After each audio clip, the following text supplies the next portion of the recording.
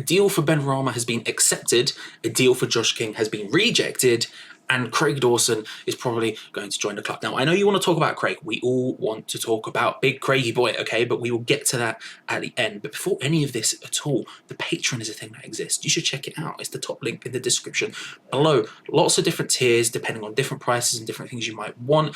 There's the opposition previews Gio does for every game.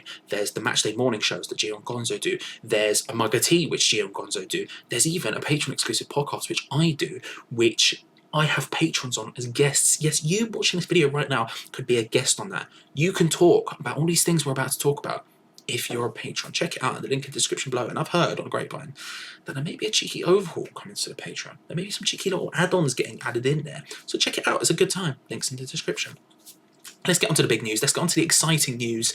Said Benrahma, the deal has been agreed between Brentford and West Ham United for the transfer of the Algerian winger. Now, there's a medical booked for Wednesday once he returns from international duty, but this is being reported by multiple different people at this point. That's why I'm coming to you with the information. Let's break it down, shall we? So, Claret and Hugh are saying that the deal is for £18 million.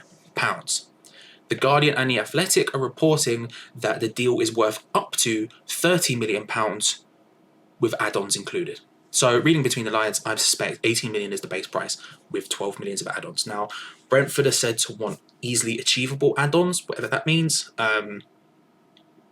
So 30 mil is maybe what you would expect if it were to go well, or even reasonably, what the player would be worth. They're open to selling him, which I think is why it's happened, but they're no slouches, Brentford. We know this. Look at Ollie Watkins. We experienced it firsthand, you know.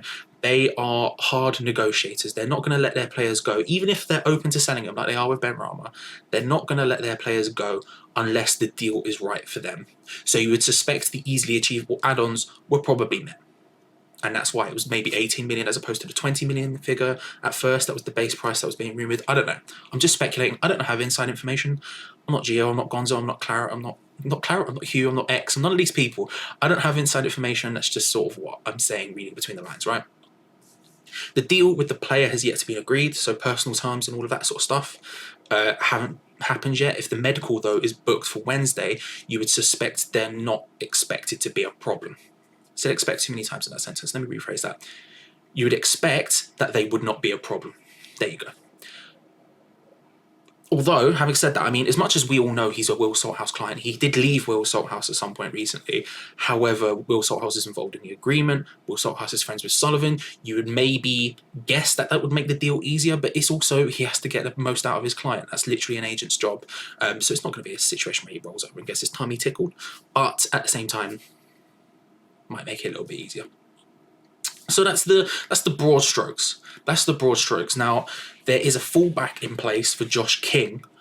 He is seen as the sort of second choice if this deal doesn't go ahead for some reason, but we'll get to Josh King in a second. 30 million is a lot of money. Like, it's not in modern day football the absurd amount of terms it used to be. I mean, 30 million, what did Ferdinand go to Man United for from Leeds? Do you know what I mean? Like, 30 million is a huge amount of money for any football player, really. But in our current climate, the club we have, 30 million is gigantic. That's basically the biggest deal we could possibly do. It probably makes him, what would that make? That'd probably make him the third most expensive player ever for West Ham, wouldn't it? I think, maybe, correct me if I'm wrong. I don't know if he's worth 30. I can't lie to you. I like him. I do like Benrahma. I think he's very, very good. He obviously had an outstanding season last year. Like, obliterated the championship. I think he ended up getting 17 goals, something like that. Incredible season. And he's been doing it for a couple of years now. It's not just a one-season thing. And that was why when myself and Tom spoke about it on the watch-alongs, I said that I preferred Benrahma to Eze, because he's just done it for longer. Eze is a one-season guy at this point, and I felt more comfortable taking the risk on Benrahma than I did taking the risk on Eze. And I do think this potentially is a slight risk. There has been discussions, X has mentioned this, that there's a split in the club between whether people would prefer Josh King and people who prefer Benrahma. I think reading, I can't remember who said it. Full disclosure, I can't remember, but someone said that someone said that Moyes, pardon me, preferred King over Benrahma, and I think this is why there's like a slight risk in this deal. A, we're spending basically next to all of our budget on a player who potentially the manager isn't super keen on. B, he's notable for his attacking output, but not his defensive output, and he's going to be playing in a position where Fornals is put there purely because of his defensive work, purely because of his work rate. So how he gets into that team ahead of Fornals and how he gets into that team and stays in it if he's not putting in that defensive work rate, I don't know. His defensive stats aren't incredible, but then again, he was playing for Brentford where he didn't need to defend. There's a lot of ups and downs about this deal, and 30 million is a heck of a lot. In our position right now, it's an insanely high amount of money for someone there's a lot of question marks around. But I can't act like I'm not excited to see him play. The guy is very, very talented. He starts as a left winger, he drifts inside almost more of a cam, sort of pulling the strings, and again, his attacking output, man. 17 goals. Again, I'm saying 17. I should have Googled it before, but my brain for some reason is pulling out the number 17. That's a lot. If he can replicate even half of that in the Premier League, I would be happy.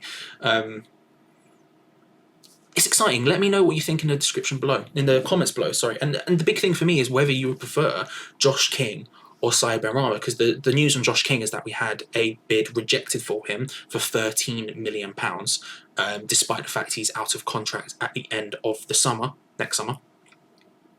And I think that's potentially because, or the beginning of next summer, I think that's potentially because there's more competition for Josh King right now. There are several clubs in for Josh King where there's no one really else in for Benrahma. There's people interested in Benrahma, but no one seems to be bidding, whereas Josh King actively has a thing around him. So which one would you prefer? Would you prefer Josh, or would you prefer Benrahma? I mean, Josh King was said that, I think it was Torino in Serie A bid for him recently, and he said that he wanted to play number 9. He wants to play that up-front role.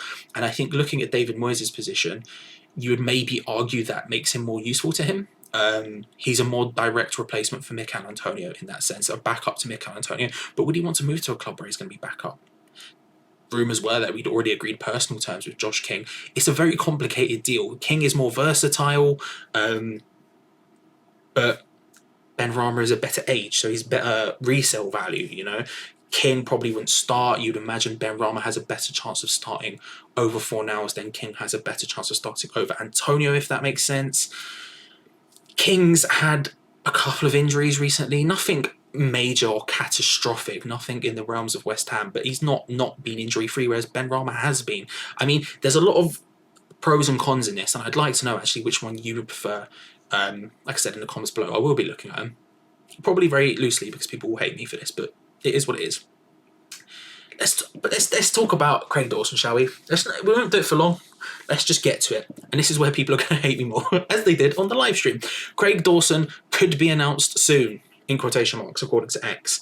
Clarence Hill also reporting that he's set to join early next week. The deal should be worth sort of around the £2 to £3 to £4 million mark. Personal times and medical have not yet done. They're yet to be figured out. But it looks like it's a go-ahead. It looks like it's definitely happening. It looks like it's going to happen this week. Right. On the watch-along, I received a lot of flack because I said semi-pushing Tom's buttons, if I'm being honest, that I wouldn't say no to Craig Dawson. Craig Dawson is fine. I don't know if you can say anything more than that. He's fine. He is a sort of standard lower tier Premier League defender. I wouldn't expect him to come in as a sort of challenge for any of our 3 main centre-backs, those being Ogbonna, Diop, Balbuena. I think he's sort of... Balbuena on his good days is better than Craig Dawson on his good days, but Balbuena in general, I don't know, you can make that argument if you want. Craig Dawson's good points is he's solid, he's reliable-ish, he's very good in the air, he scores a lot of goals. It's not one of those deals that's going to get you hyped at all. It's not one of those deals where you're going to be like, oh my God, but it is a needed body. And when you talk about the other options we have, obviously if you say to me, would you rather Craig Dawson or Tarkowski? I'm picking Tarkowski 11 days out of 10. You know, it's not like I'm hyped to see Craig Dawson. I don't think anyone's hyped to see Craig Dawson, but I do think in the situation where we have no money, if we're hell-bent on spending so much of it in Benrahma, then we need the bodies. We need the bodies, and I don't think that would be it for me. I think we would get, if we were to get these two, I'd prefer us to go and see us get a left back, to go and figure that stuff out, because I'm not really comfortable with that. But it would make me at least comfortable with our centre back options. It's an extra guy. If we're playing three at the back, we just need one. He probably suits David Moyes to an extent, doesn't he? It's depressing to say, but he probably does. I don't know. It's not exciting, but I'll take it. I don't want Steve Cook. I don't want, who's the other one? Ben Davies, not that one. Not the left back from Wales, the centre back from Preston. I don't want them. I'd rather Dawson over those two, even though it is still Craig Dawson. I know, shoot me, it's fine, but yeah, is what it is. If you've enjoyed the video, hit that like button. Let me know what you think about the stuff that I've spoken about. Let me know about what you think about these topics, because I'm genuinely interested. I've been staying off social media, so I want to know your opinions. I will be down there having a look. Subscribe if you're new around here. I know we're in the high of the international break now, but as we dip back down and come into the Premier League lifestyle, there's plenty more videos to come. I mean, we've got Tottenham coming up. We've got the end of the domestic window coming up, so we've got even more transfer news to come. I mean, it's an exciting period. You're not going to want to miss any of it. Hit that subscribe button. We'll see you next time. Cheers.